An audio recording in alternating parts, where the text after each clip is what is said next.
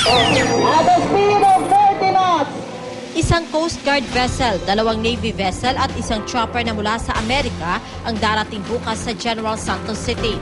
Mag-uumpisa na kasi ang 10 araw na joint exercises ng Philippine at American Naval Forces. Ito ay tinawag nilang Cooperation Afloat Readiness and Training 2012 o CARA 2012. Bukod sa Navy, kasama rin sa pagsasanay ang Philippine at United States Coast Guard. Ilan sa mga gagawing pagsasanay ang shore-based cross-training exercises, dive exercises, salvage exercises at sea fleet training exercises.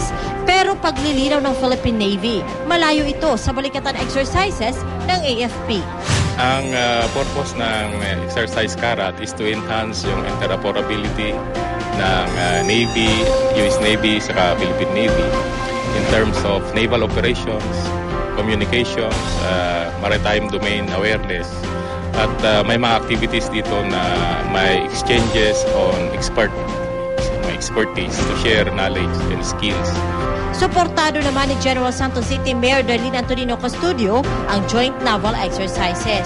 Kasama talaga ng programa yan ng PNP or AFP for that matter in order for us to upgrade yung skill level as well as educational level ng ating mga officers. At yan ang mga balita dito sa Soxer. Ako si Jennifer Solis. Balik sa iyo, Igan.